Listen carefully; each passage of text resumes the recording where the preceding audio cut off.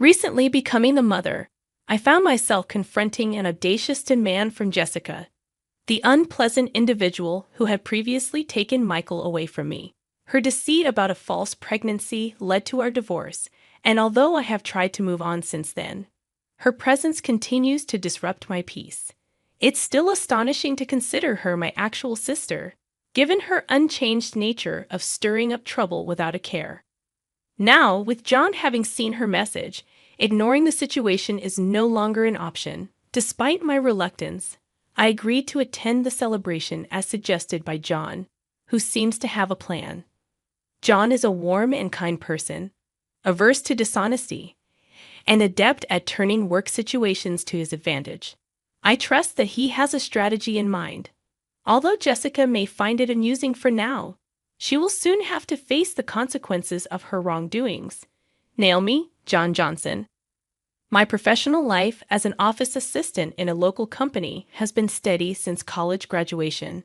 During my college days, I met Michael Smith through our club activities. He was a medical student aiming to follow in his father's footsteps as a renowned allergy specialist. Despite my initial impression of him being a smart and well-off guy due to his family background, getting to know him revealed a unique individual who shared my appreciation for a certain film director's work. Wanting to deepen our connection, I took the initiative and asked him to watch the latest movie by that director together. His surprised response to a woman with an interest in such films led to an enjoyable conversation that marked the beginning of our relationship. I was overjoyed when Michael expressed his happiness about watching the movie together. My efforts have paid off, and he started to see me as someone special. Our relationship extended beyond college, and at the age of 25, Michael proposed. While still in the process of becoming a doctor, I aspired to take over my father's clinic in the future. Michael wanted me, Naomi, to witness it all and asked if I would marry him. Delighted, I accepted, and we looked forward to a happy life together. My world was on cloud nine, especially when I became pregnant shortly after our wedding. Michael's excitement for parenthood was evident, and we eagerly anticipated the arrival of our child. Regardless of the baby's gender, as long as the child was healthy, that was all that mattered to us. However, my joy was short-lived as I battled severe morning sickness. Constant nausea and feeling unwell forced me to resign from my job post-college. At home, I struggled with relentless morning sickness, needing to eat constantly to alleviate the nausea. The aftermath of my daily battles with snacks and pastries filled the space. One day, Michael returned home and found the chaos. "Naomi, what's happened to this place? It's a mess with all these snacks and bread bags," he remarked. Apologetically, I explained, "Sorry, I've been too sick to clean up. It's hard without eating." Concerned, Michael commented, "You're not working, and you've put on so much weight. It's hard without eating. You're like a pig who's given up." His mocking laughter echoed through the room, leaving me hurt and disheartened. Struggling to move during my intense morning sickness, I couldn't fathom how Michael could be so cruel. I questioned the accuracy of my judgment. Perhaps, I thought, once the baby arrived, he would return to his kind self. Clinging to that faint hope, I awaited a change that would soon prove elusive. One day, my sister Jessica paid a visit, finding me in a state of disarray and discomfort. Apologizing for the mess, I hoped she might provide a bit of distraction. "Sorry for the mess," I said, to which Jessica casually responded, "That's fine. I'm used to this place, like a second home." There she was, my sister Jessica, standing before me, a worn-out version, battling morning sickness and feeling awful. Despite her occasional visits, I was too unwell at that moment to properly entertain her. In an attempt to divert my mind, I initiated a conversation, sharing my excitement about the baby, which I believed to be a girl. "I keep thinking about dressing up and going shopping together someday," I told her. However, Jessica's response was unexpected. "Wow, I didn't know you were thinking about things like that. Does Michael know it's going to be a girl?" When I confirmed that I had shared the news with Michael, expressing my dreams of wearing matching outfits with our daughter, Jessica turned around with a meaningful smile. That's right, she said. Michael is still a rookie doctor, but he'll eventually take over the family clinic. Poor Michael, having you as a clinic director's wife. I tried to dismiss her comment, but Jessica's sharp tongue, with its occasional sarcasm, hit hard. Despite being accustomed to it over the years, it could still be quite challenging, especially when I was feeling unwell. But Jessica quickly shifted back to her usual smile and waved her hand. Sorry, I just slipped into my usual mode. So, Naomi, anything bothering you lately? I hesitated before responding. Bothering me. Well, Michael's been coming home late lately. He's a doctor. So it's unavoidable, but he seems to be at the hospital all the time, even on weekends. We hardly have time to talk these days. I see, Jessica remarked. Well, it's no surprise, considering someone like you claims to be a doctor's wife. Her icy smile sent a chill down my spine. Before I could react, Jessica continued. What I came to talk to you about today. As she spoke, Jessica glanced toward the living room door, and just then, entering from the living room was Michael. Michael, did you get off work early from the hospital today? I need to talk to you. Let's get a divorce. Stunned, I couldn't comprehend what Michael was saying. This couldn't be a joke, especially considering our long history together since college and the fact that I was carrying his child. Jessica's words stung as she encouraged. See, your beloved husband is saying this. You should listen to his request and let go quickly. Michael looked at me awkwardly and explained. I can't see you as a woman anymore after you kept eating and gaining weight. But this is morning sickness. I feel sick if I don't eat. Jessica triumphantly looked at me, emphasizing, that's the way it is, and the baby in your belly being a girl won't be the heir to the Smith Clinic. But in my belly, I carry Michael's child, a suitable heir. I'm 3 months pregnant, and it's a boy, according to the tests. Shocked, I felt a sinking feeling as I watched Jessica lovingly stroke her belly. You can't be serious, Michael. What are you doing while I'm going through all this pain? That's why all your excuses, quitting your job and just eating all the time, are unacceptable. I'm tired of watching you lying around constantly eating snacks. I take care of myself, so I don't have morning sickness. Even when pregnant, I won't lose my self-control and eat like a pig, unlike you, Jessica declared with a smug face, while Michael looked down at the floor, guilt-ridden. Feeling at a loss for words, I observed the situation unfold. Jessica continued, expressing her desire for a son as an heir, stating a preference for a beautiful wife like her over a woman who keeps gaining weight without restraint. I couldn't help but respond. Wanting an heir and a beautiful wife is your own selfish desire, isn't it? In response, Michael apologized and mentioned paying alimony to part ways without any fuss. Realizing that things could never go back to how they were, Michael and I divorced. I gave birth to our daughter as a single mother, and the promise of alimony turned out to be just empty words. Post-delivery, I had to work to survive since I had no one to rely on. Unsure of what to do, I took a job at a nearby department store that was hiring. Life took an unpredictable turn, and my hard work and character caught the attention of someone, John Johnson, a well-regarded manager in the external sales department. Through light conversations every time we met, we were drawn to each other and eventually began dating. This led to our remarriage. Naomi, I might be a guy 20 years older than you, but I sincerely want to make you and your daughter happy. Will you marry me? John proposed. Overwhelmed, I asked, Are you sure about me? His response was a sincere, I'd be delighted.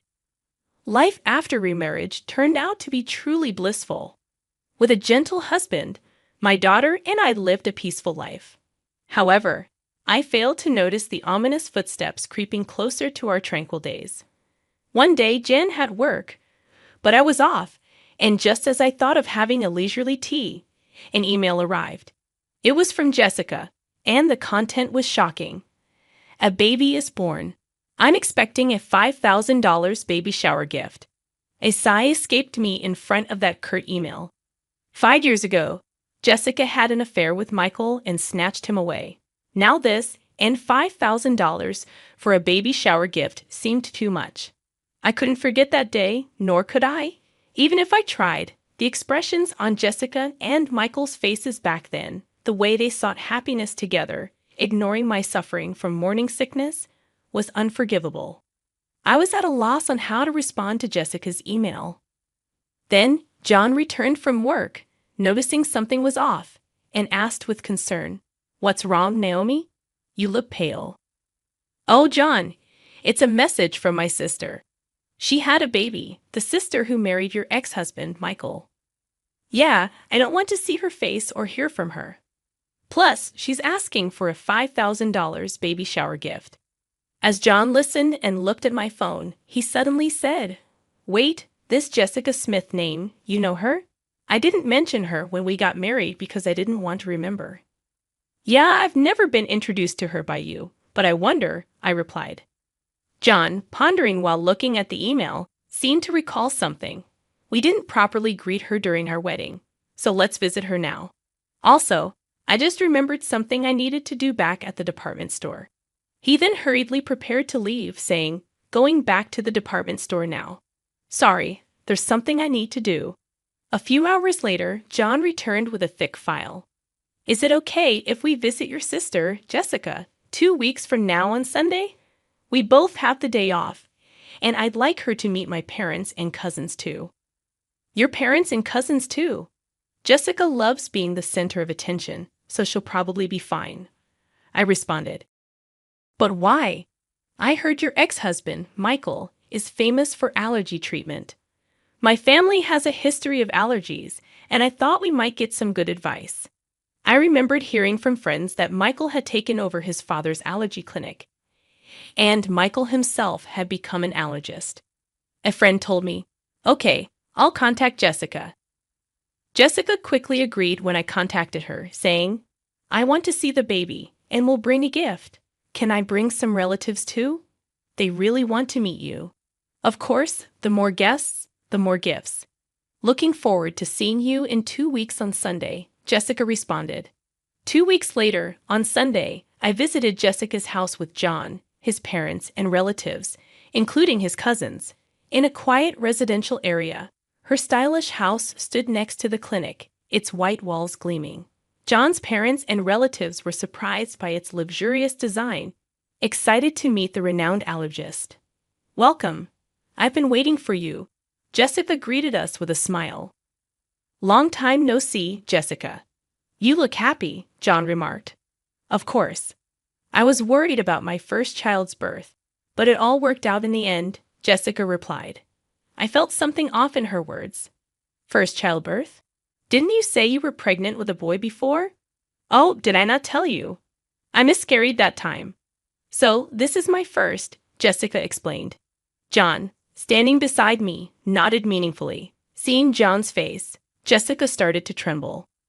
"Oh, hello. Nice to meet you," she said, addressing John's parents. "You must be Naomi's sister. I heard a bit about the miscarriage." "Yes, but I don't want to remember it," I replied. Jessica turned her face away in a huff and started to walk off, saying, "Sorry about that." "Oh, there's something I wanted to give you, Jessica," John interjected. "What? Something for me?" Jan handed her an envelope, pastel-colored, with the word "Congratulations" written on it, thick enough to be noticeable even from the side. "Here you go. I wanted to give this to Jessica personally." "Got it right." "Just what I've been waiting for," Jessica exclaimed.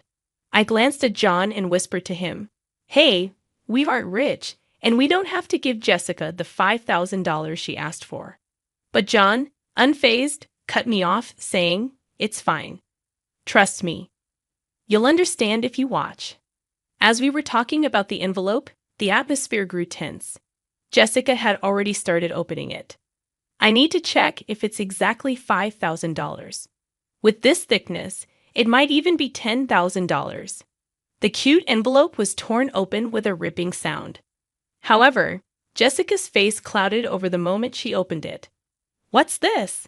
John stepped forward with a salesperson's smile to explain.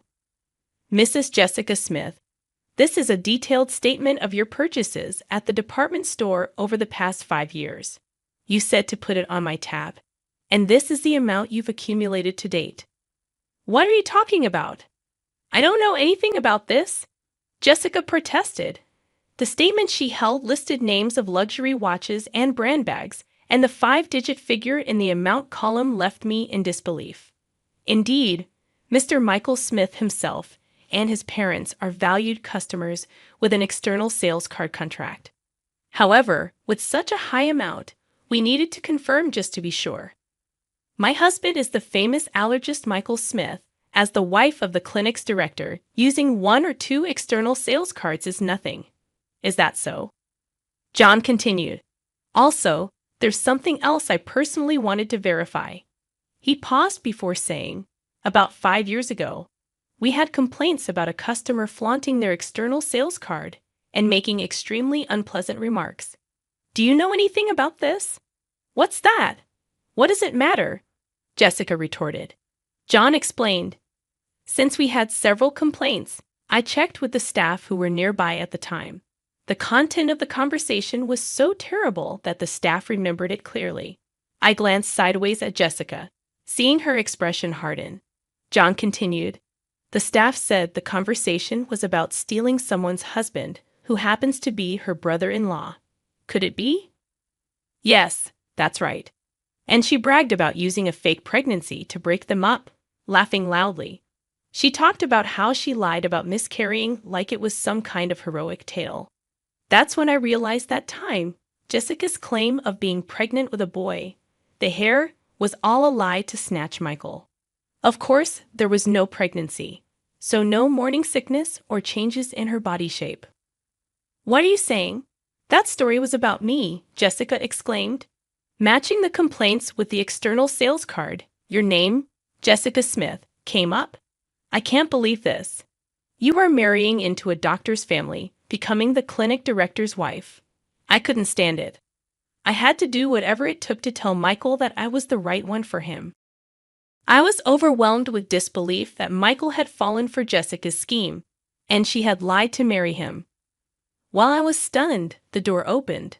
What's this all about? Explain yourself, Jessica.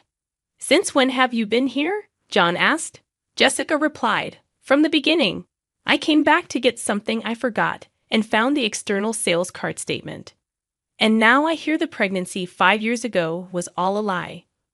You trapped me, Michael shouted, and Jessica began to laugh. So what? You've got a beautiful wife, and we have a child now, so it's fine, right? Don't joke with me. I can't live with a liar like you. Let's get a divorce. You can't be serious. What about our child? Don't you feel sorry for them? Pushing her away, Michael glared at Jessica with a furious expression. I can't live with a liar and reckless spender like you. It's not good for the child either. We're getting a divorce, and I'm taking custody. Are you kidding me? Do you have any idea what I went through to give birth to this child? This child needs to become a doctor in the future to support us. You're just thinking about yourself. There's no point in talking about this now. Let's handle the rest through a lawyer. The relatives who came along hoping to get some effective medicine from the famous allergist were frozen in shock at this chaotic scene. I was so embarrassed to admit that she was my sister. Afterward, Michael got a good lawyer specializing in divorce and successfully got divorced and won custody. Meanwhile, Jessica, who had been shopping to her heart's content on credit using the external sales card during her marriage, was now being chased for repayments. Hey, if your husband hadn't brought that statement, I'd still be the clinic director's wife. I'm being hounded for repayments now. Help your sister out in a pinch, would you? Why should I? You brought this on yourself, didn't you? And you should pay for your own shopping, I responded. Unexpectedly, I got a message from Michael via social media. Hey, can we start over? If Jessica hadn't lied about having a boy 5 years ago, we would have been fine as a couple. I want to see our daughter too. I had forgotten how he left me suffering with morning sickness and mocked me, then cheated on me. After 5 years of no contact, the last thing I wanted was to see his face again. Michael seemed to be struggling to keep the clinic he inherited from his father running. But you can't stop gossip due to the infidelity rumors. Patients stopped coming to the Smith Clinic, which Michael inherited, and it had a 1-star rating and unbelievable bad reviews on a hospital review site. It seemed only a matter of time before he would have to close the clinic he was so fixated on inheriting. Ironically, he was so obsessed with having a male heir. My husband, daughter, and I continue to live happily as a family. Naomi, are you ready? Shall we head out soon? Yes, I was just remembering how delicious the spaghetti you brought me from that restaurant was back when I was a single mother. Jen used to order from a restaurant for takeout as a way to approach me. Back then, my daughter was small, and since we weren't dating, we never ate at the restaurant, just as colleagues. You had just gotten divorced and were having a hard time, right? I thought even a little bit of delicious food could bring you happiness. It was your kindness that drew me to you, the dish that brought us together back then. It was just my daughter and me eating takeout. But now it's different. I'm happy that we can eat together as a family. Who would have thought that a day like this